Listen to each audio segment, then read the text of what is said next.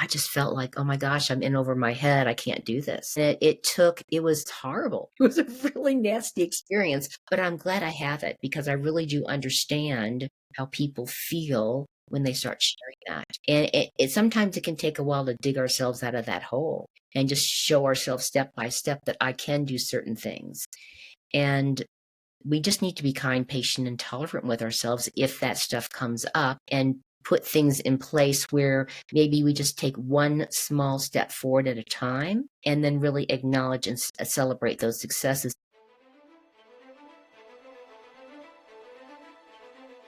Welcome to the King Dems Podcast, where we share the stories of extraordinary people and dissect hot, relevant topics that shape our world.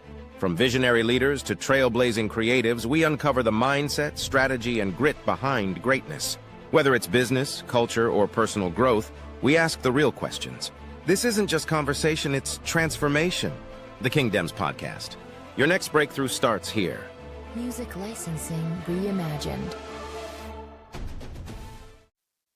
We are live, ladies and gentlemen. You are once again welcome to the King Dems Podcast.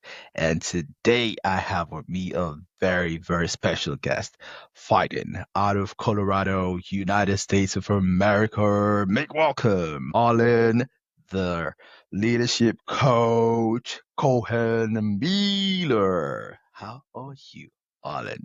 Very unique introduction. I'm great, thank you. Well, for a moment you thought you were a fighter, you know. I've seen some fights, some live ones, but yeah. Yeah, life is a fight, you know. And people like you living in elevation in Colorado, you guys are cheats. You guys have the cheat code of nature. You have stronger lungs. We do have strong lungs. Of course, your cardio is better. Maybe thanks to the elevation. But Cord, why you guys? But like, what is it like, in terms of that elevation? You guys, especially persons like yourself who have been privileged to have been an athlete at some point in your life, and going down to sea level. Well, we were talking about that. I have a daily yoga practice now. I'm not running anymore, but I came out here and it takes your lungs about 6 weeks to get used to all of this, but you acclimated. And then even though you're running slower here than you could in the Midwest or the South where I grew up, if you go back to visit and you run a race, it's like you're a minute faster a mile. It's like you have wings on your feet. It was like the most amazing experience. And, I did enjoy, coming to Colorado and doing races in the mountains and stuff like that. It's very challenging, but it's also fun. I mean, you're so much oxygen, you feel like high on life. So yeah, a lot of people come to Colorado to train for all kinds of sports, and you just get used to the elevation. Although I'm at the foothills of the Rocky Mountains, if I drive up, you can go up a whole nother mile, and you just start driving up there, and it's like your lungs expand, and you feel so cool, and it's so much quieter. And I love the mountains, so I feel very blessed to be here. Wow, I call it the unfair advantage of elevation. It's unfair, say what you want, say what you wish, but that's an unfair advantage. But anyways, for the person who is on the elevation, and of course I think it's still even showing, you look elevated than myself even in the frame. You're still using the Colorado advantage Oh, even I on don't a know. podcast. Why? London is an amazing place. So We know. Tell us about London. You've actually been to London before. Like, how's your time in London? I really enjoyed it. I was always there in business, so went to business meetings, but we always went to fun places. And I mean, I don't remember all the stuff we did. And the food is different and interesting. And I love, love, love, love your architecture because it's a much older place than the United States. Exactly. And the people are nice. There's all different kinds of people there. Any kind of person you want is there in England. So I find it a really interesting country to visit. And yeah, I've loved every time I'm Yeah, there. it's metropolitan in nature. You see people from every part of the world in London. And if you think the architecture in London is beautiful, go to Scotland. And of course, I think you're going to see the Colorado of architecture over there. I love It's architecture. beautiful. Mhm. But there are some places that have really cool, like, well, not in Colorado. I've been to, where was it? It was in the West, and we went into some bar, and they had the stools that were at the bar were actually horse saddles. They had taken horse saddles and made them into Oh. bar stools. So you get some really cool Western kind of stuff out here that you might not see, in terms of architecture, how people decorate things than, in other parts of the world, not where people, not their homes, but maybe some restaurants and stuff in the mountains. It's just different. So we have our own little unique way of doing things as well. Speaking of unique, you have a unique blend of experiences, being an attorney, being a mentor coach, being a speaker, being a CEO of, Jewel Consultancy, but looking at everything you've been able to put together, and of course, you are very passionate about achieving work-life balance. And you say that work-life balance starts, from within. Uh, I don't know if you can see what is written on my wall, but the very last two lines say, Beauty and strength come from within." So, can you elaborate, for us, what does that really mean when you say that work-life balance, achieving it, comes from within? I also add the word harmony to it because balance to me feels like perfectionism. It can be too perfectionistic, but if you're harmonized, it's a whole different thing. Well, I guess the Harmony, does that come with a symphony? Good, but I never put music in the background before, but that's something very, very interesting. I guess what I feel when it comes from within is like if you're calm, if you're aligned to love, if you're centered in your heart, if you're really grounded and fully present in your Uh-huh. body, and you let go of a bunch of stress and anxiety, you can have the same Uh-huh. problems, you can have the same challenges, you can have all these things you have to do, but because you feel different inside, maybe more calm, more confident, more self assured, you're going to be coming from a different place to handle those tasks. So it's, you can, people talk about like work life hacks and mom hacks and all these things that you can do to save your time. But if you're not different inside of yourself, you might have more free time, but you're still going to be maybe really anxious and overwhelmed during that Uh-huh. time period. So I really believe we need to start with self care and self love and taking care of ourselves inside so that we are coming from a different place. And if we start to get stressed, we need to take a time out like we would give to ourselves as kids or to our children and, I don't know, get out in nature, do something else, breathe, come back, and then, see where you're at. I love what you said about going out into nature.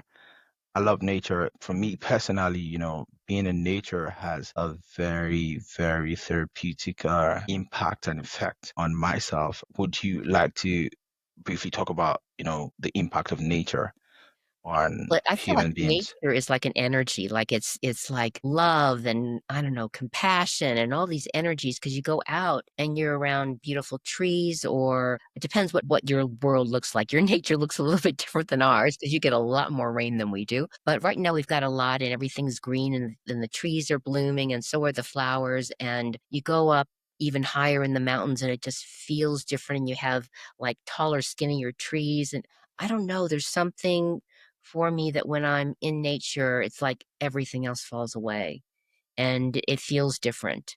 In Colorado, you can take a hike on a trail and, in the foothills and you can see the mountains everywhere and you can feel it. And uh, I don't know, I think that people who sit in front of their screens all day, you're really missing something. And we need to get kids back out in nature because you just feel more whole and you're more able to express and let things out and run around and I don't know, I just absolutely think it's one of the most healing gifts we have on this planet. Absolutely. Speaking of work-life balance, what do you think are the common misconceptions that people have about work-life balance?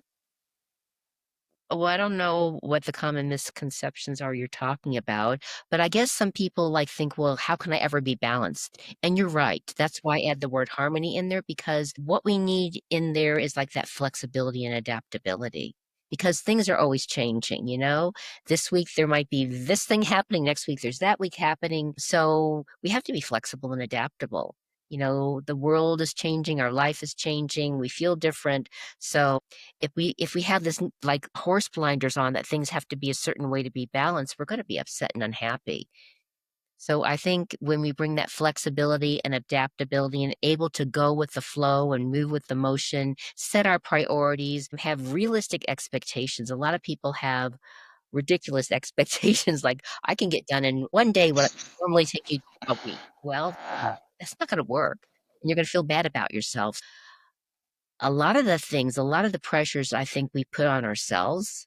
I'll raise a hand. I used to do that to myself all the time, like that to-do list. So yeah, I just got to step back and go, is this really kind and patient? Is this really kind to myself? Can I be patient and tolerant with myself as well? And so I guess that's what I have to say, because I don't know exactly what you mean, what people say about work-life balance. I don't know what everyone says, but It's different things to different people. It's different things to different people. But in terms of you talking about expectations, just made me remember something someone once told me. And this person said, "Have you ever heard of the beatitudes of expectations?" I have not. Okay, do you want me to tell you? Sure, go ahead. That's going to cost you $1,000. Never know. Don't worry, I'll tell you. I'll give you the invoice. I'll send you the invoice. Great. I'll send it to Jewel Consultancy. The person said, "Blessed are those who are expectant of nothing, for they shall not be disappointed." Well, that's beautiful. I think I've heard that before, but I just didn't remember that. That's lovely. Yeah. So are you trying to cut your invoice in half? Well, that's something I always say on the show, and it's a very, very big part of my identity. I always say that gratitude is good attitude. And you talk about gratitude and work-life balance intersecting in creating harmony in our lives. So how does that actually work?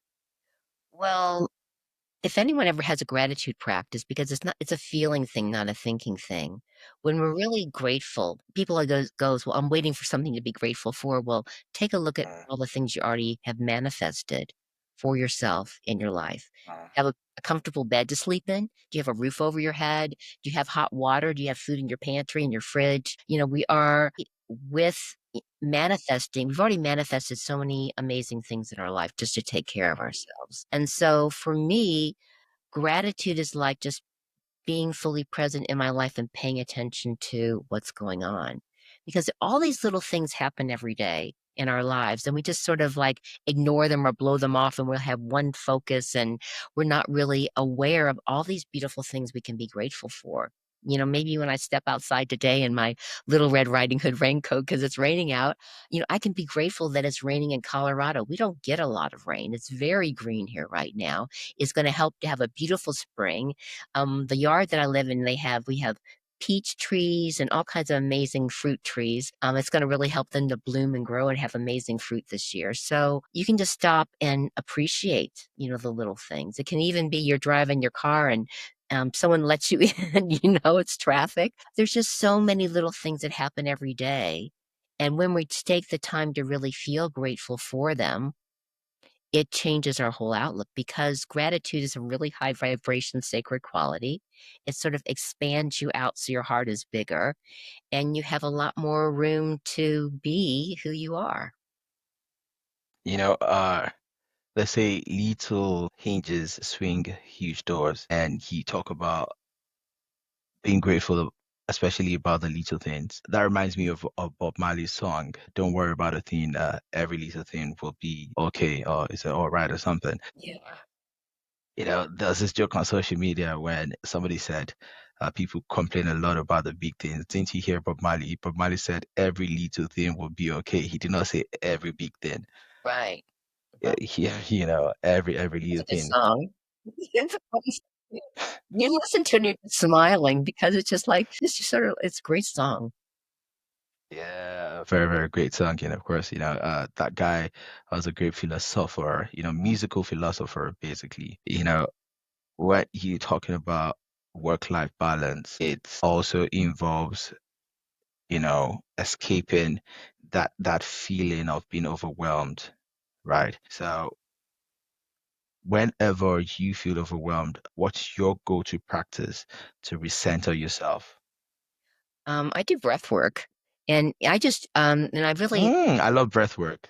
yeah, because it can be super duper simple because physiologically, if we're overwhelmed and stressed, we're physiologically like in fight or flight. And all you have to do in order to go back into rest and relax mode, I mean, there's all kinds of breathing techniques.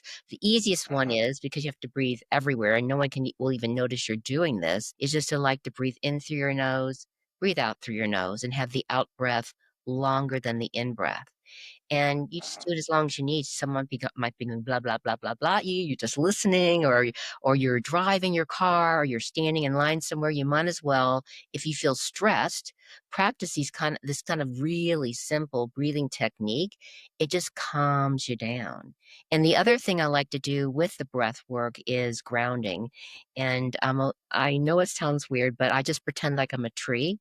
And I can feel like from my heart center, there's this column of light going down my body, down my legs, out my feet. And when it comes out my feet, I have like roots of light, like a tree, and it anchors deep into the heart of the planet.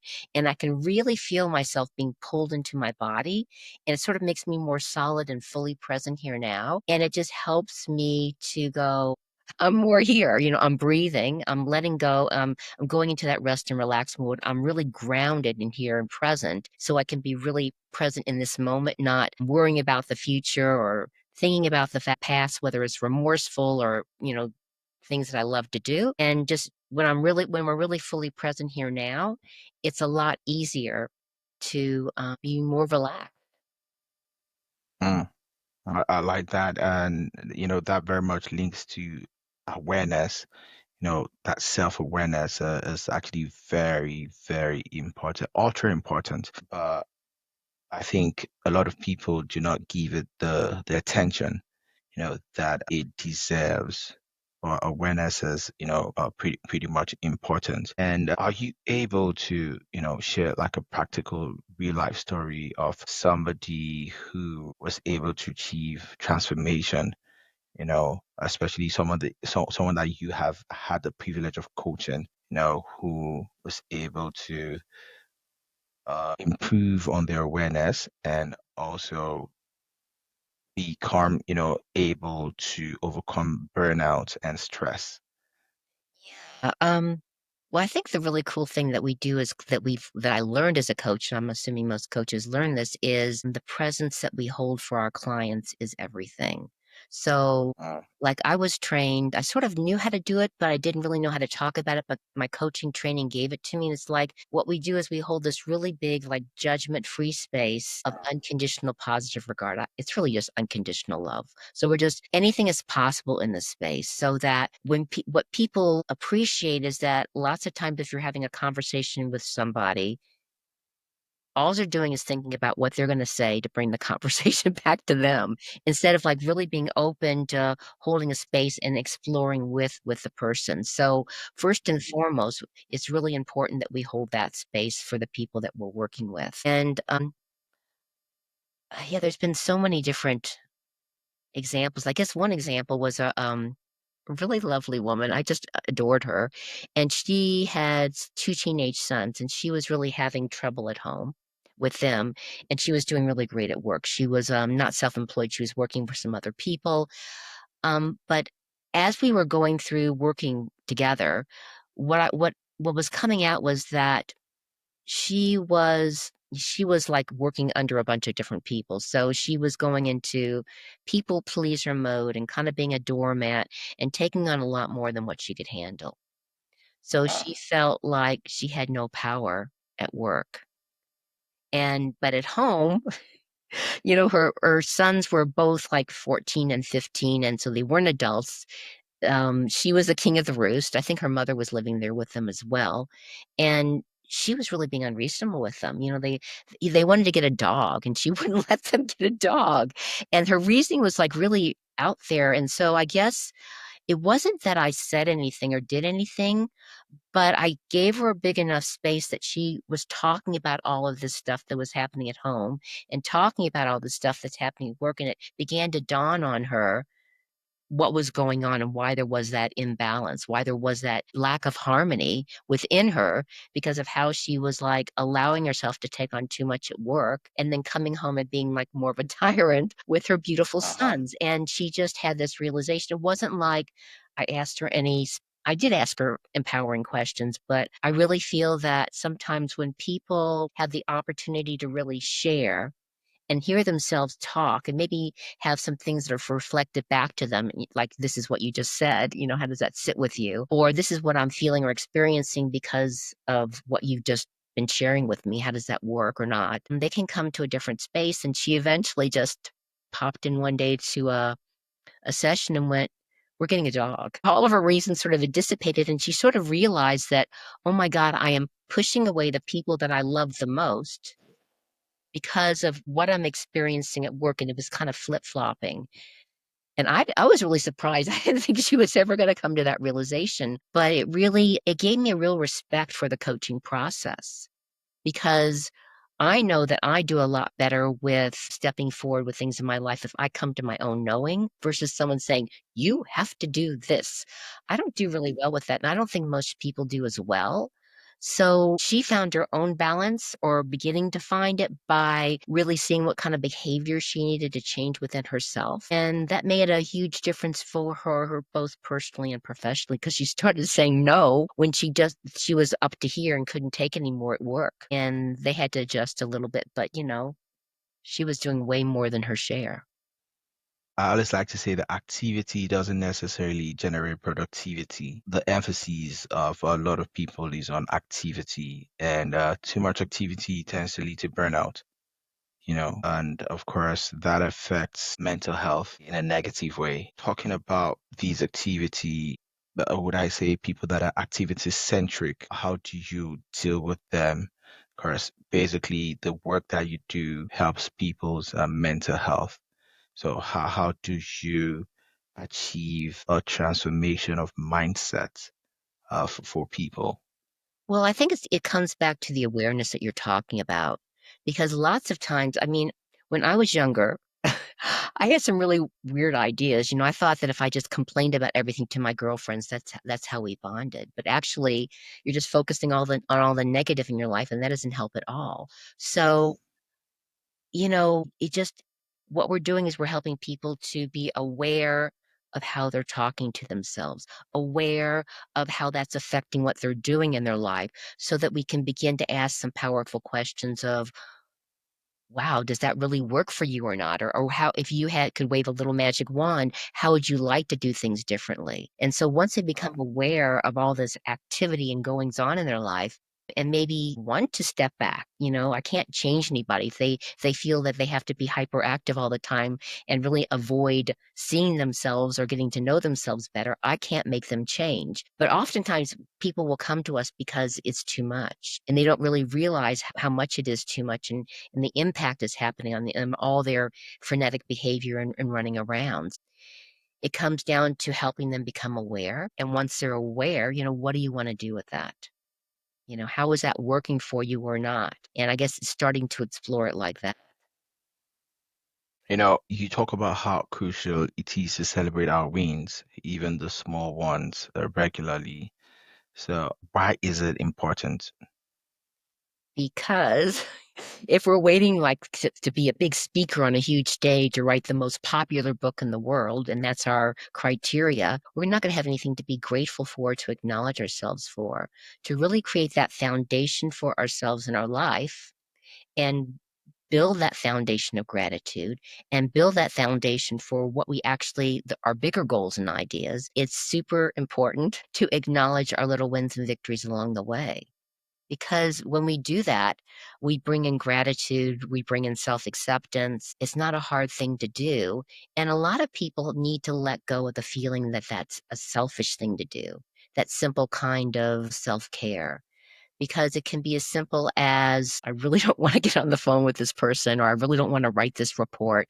But we decide, okay, look, I'm going to do this first thing as the first thing I'm going to do because I really don't want to do it. I'm going to give it 110% of myself. I'm going to have a conversation to the best of my ability, or I'm going to write the best report that I'm going to do. And when I'm done, I'm going to congratulate myself. I did the best I could. Job well done. I'm going to acknowledge that. Maybe do a little happy dance, have some success. All that builds that foundation for being in more love and less fear. It's really that simple. And when we're experiencing more love and we're taking care of ourselves like that, we're going to feel different about ourselves and naturally be more productive. And of course, we're going to be able to give ourselves breaks because we did a good job. I need a 5 or 10 minute break, job well done, and then I'm going to come back and do some more. I don't know if that makes sense, but I've been practicing in it, and the people that I know that do practice it, they seem to have a lot more joy in their lives. So, speaking of more joy, what are your thoughts, positive affirmations in terms of bringing more joy into people's lives? Affirmations are wonderful. I mean, there's many ways we can do that, but I guess one way we can do that, one way I do that is like if I make a mistake, I go, well, that's not like me. I'll do better next time. If I do something where that's really cool, I'm like, I'll have more of that. That's more like me. Or you can just have a simple affirmation like, I am worthy of love. I am worthy of success. And if we say them, and we repeat them over and over again. That's what we're focusing on. We're going to get more of that. And if something yap, yap, yes, it us and says that's not true, well, this is what I'm choosing to create for myself. This is who I'm choosing to be. And eventually we're going to end up believing it, hopefully. But it is a wonderful start to use affirmations. There's many ways that we can work with increasing that joy, and that is certainly one of them. So, what practical tips can you share about transforming our inner critic into an empowering inner coach?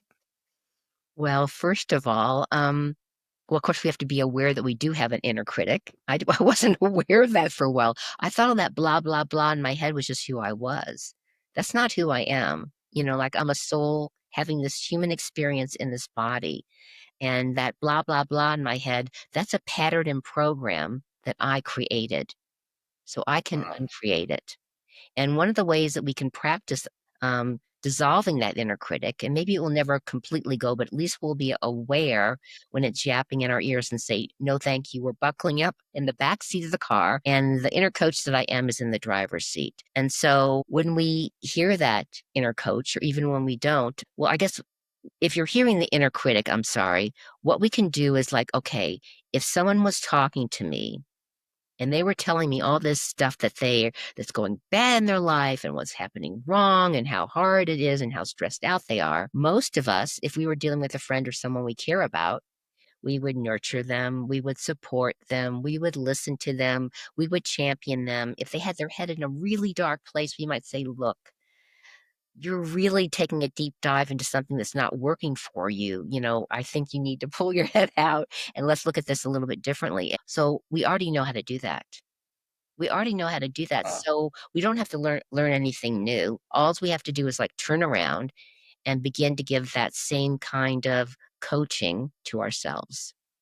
And at first it can feel like really imposter syndrome or we're a fraud, but we just keep You on. read my mind. You did read my mind because I was going to ask you about imposter syndrome. Like, have you dealt with people who struggle with, imposter syndrome, and like, what is the practical, you know, way to overcome it?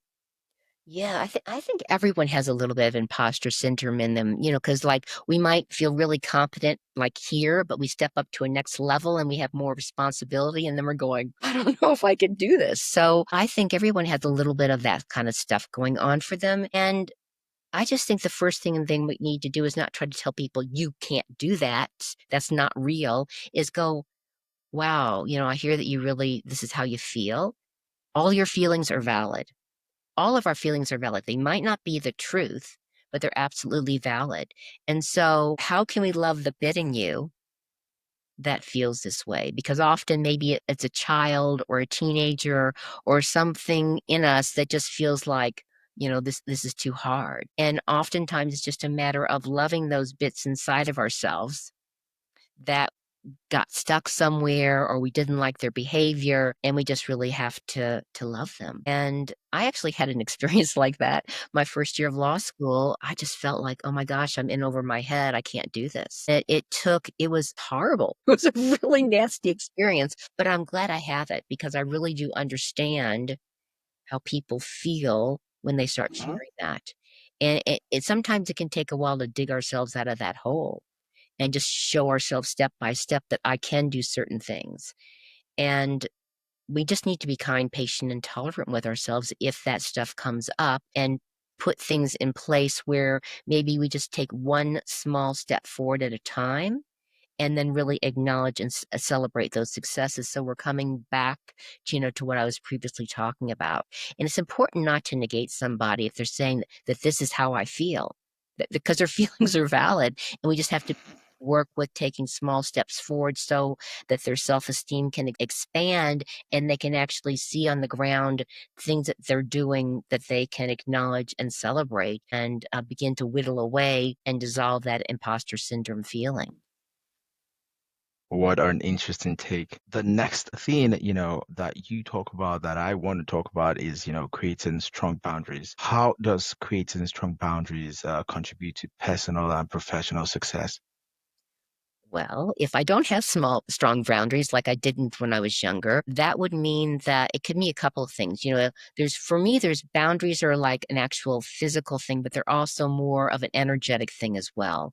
So if I am allowing people to push me around and tell me what to do, and I'm not valuing and honoring myself, then I'm going to start contracting and playing small. And so, but if I am filling myself up with love, if I'm engaging in self care, then I'm going to be more expanded.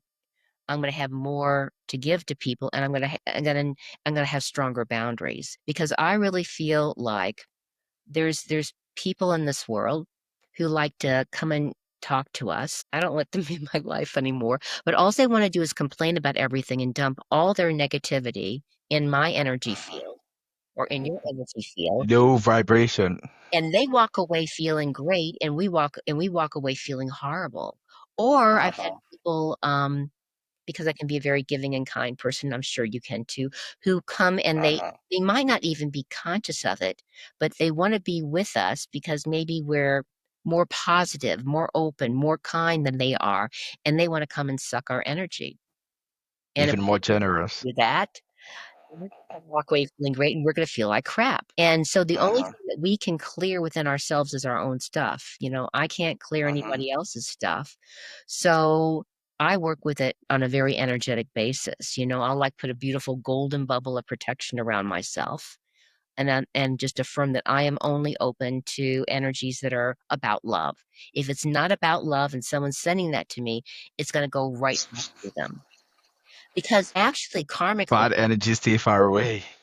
but I'm doing them a favor because if someone tries to dump their negativity in my field, they came here to learn how to do something differently. And so they're not going to be able to get that lesson because it's in my energy field. I can't do anything with it Uh-huh. because I can only evolve and grow with what I came in here to clear and heal. So actually, I'm doing a very kindness by sending it back, even though they probably won't like it. But, that's so energetically, it's like, these are my boundaries. My boundaries are about love. You cannot dump field in my energy field. And if you do, I'm going to send it back to you, even if I love and care for you. And I think one of the hardest things for me to learn was I had to have those same kind of boundaries for the people I love, my family, because for a while I had no boundaries with them because I thought that I couldn't love them or they wouldn't feel my love. They'll feel my love because I'll be more filled up with love to be kind and compassionate with them if I have those energetic boundaries and I say, that's not cool. You can't do that. I might not use the words, but they can feel it. So your energetic boundaries are now more like a mathematical boundary. Because negative multiplied by negative is equal to positive. So are you hitting their negative with the negative on your boundary so that they can bounce back and become positive? I don't really understand negative equals a positive, but To me, I'm being, it's a kindness to them, and even if they don't wanna experience it, because if I'm not taking on their negative stuff, I'm gonna be able to be more kind and compassionate and filled with love to support them, and, it's not my job to take on other people's stuff, it's that's why would It's I above your pay grade. pardon me? I said it is above your pay grade. I get well, maybe, I don't know. I'm just doing the best I can with what I got, I don't make any sort of claims.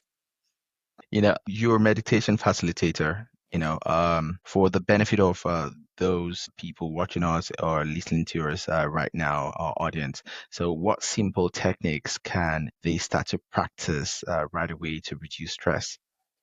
A really simple technique that you can use is like a body scan, and you can put on like really some music that you love that's really soothing and calm. You might want to just lie down on your bed or something comfortable. And basically, what you're doing is you're just breathing and you're like relaxing the muscles of your body from the top of your head to the bottom of your toes. And you're just letting like your shoulders drop, and maybe you're moving around your head and your neck, and you're just to the best of your ability, you're just letting everything relax. And so you might breathe in and breathe out as you're allowing these muscles to relax. And maybe you might have some really tense spots. A lot of people have the neck and shoulder stuff, or sometimes you get like a big knot right in your solar plexus if you're all stressed. You can just feel those or visualize them dissolving and just letting it go. And maybe you're just breathing in gratitude, breathing out what's not working for you. And so by relaxing our body from the top of our head to the bottom of our toes, or from the bottom of our toes to the top of our head, and breathing while we're listening to music that we really love. So it wouldn't be heavy metal, it would be something relaxing, or whatever like makes your heart sing. It is a very simple way to let go of stress, and a very simple way to just be more centered in our hearts. It's interesting how you moved from the practice of law to coaching and mentoring. I'm quite curious about what inspired this shift in career, and do you think you have been able to apply any transferable skills from law to this new pathway? Well, yes, I have transferable skills. I mean, I other people ask me this question a lot, and I feel like every single experience, every single job that we have all contributes to who we are now. And we can use all those skills and abilities if we so choose. So, I mean, the law taught me how to negotiate and how to settle things and how to work with people and how to, I was in a lot of leadership positions in a national organization because of it. So, how to lead. And just how to, I guess, interact with all kinds of people because that's what I did. And so I'm really grateful for that. I think the skills are very transferable. It's like it's a part of who I am. So it wasn't like I had to give something up to be a coach or a mentor or to learn meditation. I think those kind of gifts and skills just enhanced my personal experience in my life. And I hope that everybody that has a lot of different skills or abilities that they feel the same way because it's all contributes to the whole of who we are. It's all important in the grand scheme of things. And, speaking of people out there, what advice do you have for people that feel stuck on life's hamster wheel and are looking for a change? What would you advise them practically? I felt that way before, and they didn't have coaches like me back then. I went to counseling. Been there, done that. So, it really depends. If you really feel like you're going around in circles and you don't know how to get off, I could give you some pat answers, but they might not help. Sometimes I feel it's really important to get some outside help, or maybe just join a group of people, of like-minded souls, I call it, where we all have sort of the same kind of maybe different things that we're moving towards, but we're all moving towards changing and evolving and growing somewhere in our life. I find it's much easier to let go of stuff and step into the new if I'm working in a group. And I still work in mentoring groups where I'm a part of that group. I feel it's really, really powerful. And it's something that I like to facilitate for other people. I do a couple of mentoring groups, one online and one on person most weeks. And if you are on that hamster wheel and you just want to begin to get off, maybe one way could be even just, we haven't talked about this yet, is creative visualization. Where you just really, what would be a next beautiful step to have in my life? And maybe it's a new job, maybe it's, a new relationship, maybe it's a new place to live, maybe it's just my house is a mess and I want it to be all cleaned up and beautiful. Just begin every day to visualize and affirm that that's your reality now. Not in the future, right now, and feel and see it. And that could be a beginning first step as long as you stick with it. Sometimes we get an inspiration and we want to do it. And that's why I was recommending groups because, the groups or even having one accountability buddy that we're doing it with, can help us continue to move forward when it's not so glittery and amazing anymore. Like I like to say, iron sharpened iron. Yeah, there's that motivation that comes with, operating in groups. Teamwork makes the dream work. Oh, that's lovely. I like that one. That's a new one. I haven't heard that before. Oh wow, for me to you take that, and of course Teamwork you makes use the it. dream work. I'm not going to forget that. Great, and of course, so make sure to use it in Sky High, Colorado. I will. I will. You know, uh, I like to talk about the different types of mindsets, but for me, I think like the two major mindsets are the growth mindset and the fixed mindset. So people with a fixed mindset find it difficult to achieve growth, right? Because they are not open-minded. Their minds are not open to the elements, the learnings that can help them to achieve growth. And of course, we all know that growth is a painful process, right? It can So, be. Sometimes it's joyful. It's possible. there was a guest on my show who talked about pain, purpose, and power. In life, we first experience pain. And of course, the pain helps us to achieve, to discover our purpose. And once we discover our purpose, we now have that joyful realization of the power, that exists within us. Another guest, once said adversity introduces a man to himself. And the current UFC featherweight champion, Alexander Volkanovski, having been defeated twice, in his previous fights and came back to win the title. He said adversity is a privilege. And I very, very much resonate with that. So, are you able to share one powerful mindset shift that significantly changed your own life? Yeah, I guess I was sort of referring to that before. Like when I was in my 20s, I didn't even realize how I was talking to myself. And once I realized, oh my God. And then once I realized how I was just negatively talking to my friends about things in my life that weren't really that negative. I thought that was how you bonded. And then I noticed that a lot of the girlfriends I had, they would call and they want to dump on me and talk about all their negative stuff. And I thought, this is ridiculous. This is not working. And I just decided to change. And a dear friend came into my life at that time, and she was just an amazing woman. She had been through a bad marriage, and I helped to get her divorced, and we became really good friends. And she just taught me so much. She was really like my first kind of mentor. And I really learned, kind of that law of attraction stuff. What we focus on is what we create more of in our life. And I'm like, wow, I really need to change what I'm focusing on. I really need to change how I talk to myself. And then as I started playing with that, it wasn't like, magic fairy dust. It happened right away. I had to practice and practice and practice and practice. And asked my close friends, I said, if I start talking that old negative way, please remind me. And I found that when I was most asleep was sometimes when I was driving the car, that blah, blah, blah stuff would come back again. And then it'd take me a while to recognize it. Now I'm much quicker. That's like, no, we're not doing that anymore. So I guess it was just a decision, because I was like kind of mortified that what I was doing and that how that was affecting what I created for myself in my life, more that negative stuff. Um, it's just going to be like a practice makes permanent. When we decide that I want to have a more positive mindset, I'm noticing I'm focusing on all this negative stuff and it's dragging me down. Again, the accountability buddy and then I had a group of women that we met like, once a week. And there's like 5 of us, and that really helped too. So I don't know. I've talked around in circles about that, but that was a really big change and it took time. It wasn't like to snap my fingers and it was different because I sort of dug myself in a hole with that. Time they say heals all wounds. And of course, speaking of time, we are almost at the end of the podcast. We know you're a very busy woman and you have to run away pretty soon. But before you run away, you can run, but you can't hide. Like to push forward the quick fire round questions to you, five quick questions, and of course you can give us quick answers to these questions. Are you ready to rumble? I am ready to rumble. Of course, it looks like you were actually born ready. I see.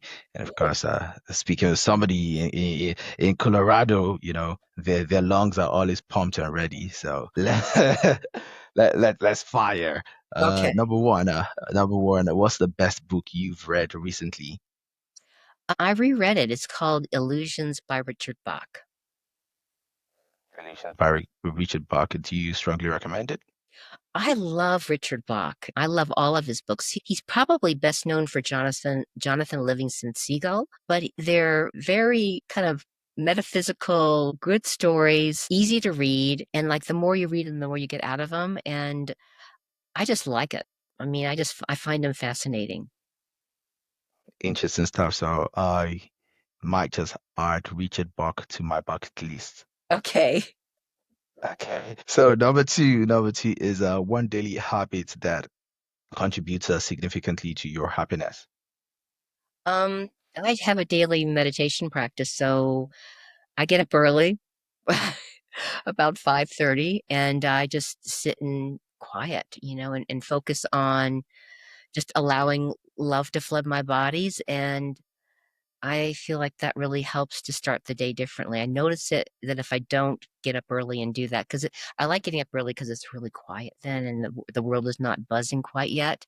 Some of my friends like to meditate late at night. They're more night owls, and that's when they do it. But yeah, that really helps me. Okay. Number three, what's your favorite inspirational quote? Any disaster can become a blessing.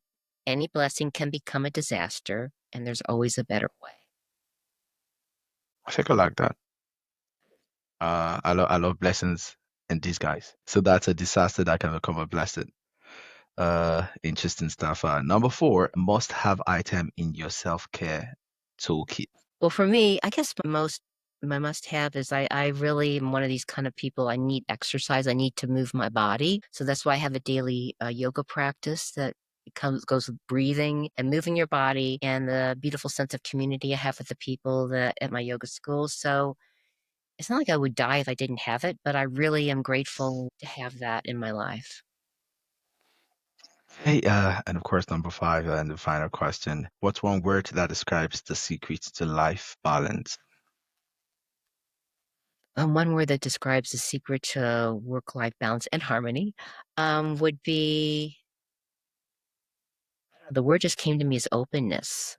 So if we're really open to receiving the light and love of the universe, we're really open to experiencing new things. We're really open to letting go of the old and what's not working for us. We're really open to being aware and learning and evolving and growing. It's a lot easier to experience that in our lives. And of course, speaking of experiencing that in our lives, I would urge the audience to visit Jewel Consultancy. And of course, I think you do have an offer of a complimentary mini soul reading. Is that Yeah. correct? Yes, if you contact me and you mention King Dems, if you're in Europe, you'll have to email me. You'll have that in probably the notes. It's Arlene1 at jewelconsultancy.com, or you can text me if you're in the US or Canada, 720-936-2634. I do soul readings. It's on my website. It'll be a mini soul reading. I'll draw a card, you'll draw a card. We can be remote. That's not a big deal. And then I'll do a nice little 10-minute reading for you. Okay, so the website, what is the website? So we can add that to the show notes and the Sure, the descriptions website is below. Jewel, Jewel consultancy. Okay, there you go. And of course, guys, just check the description. You'll see that in the show notes. Before you leave us, do you have anyone you want to give a shout out to? And of course, do you have any last piece of advice for our audience? I don't know. I'll just give a shout out to my son. He seems to be doing Wow, really well in his interesting. life, and yeah, he's a really cool guy. He's a chess champion, and he um, facilitates chess sessions and chess tournaments Wow. and chess camps to kids. And so, Sounds yeah, great. I just felt like giving you. I've never done that on a podcast before. I'll have to Wow. one. Very, very big shout out to him. He's playing chess. He's playing chess, but you're playing checkers. And of Right. course, He's very pissed off at me that I never let him teach me how to do chess. But I can play checkers. yeah, you see, I told no lies, I told no lies. He plays chess, you play checkers. And of course, speaking of checkers, let us check on the audience to ensure that they're doing the right thing. Guys, please go like, share, subscribe. And of course, I will keep working tirelessly to bring in fantastic, tremendous, wonderful individuals like Arlene Cohen Miller. Can you imagine how much work I had to do to climb, the elevation, not get tired to go get Alan. Come on, Alan, tell them something. Tell them Oh, he tell tell climbed them the what they have to do. highest mountain there was in Colorado, all the way up to, I think, 11,500 feet. It's not easy. So guys, please do the needful. And of course, it's all love and respect from me. And of course, many, many thanks to Alan, from the other side of the pond. Love and respect to you. I always say an attitude of gratitude is good attitude. And of course, when somebody shares their time with you. They're sharing their life with you.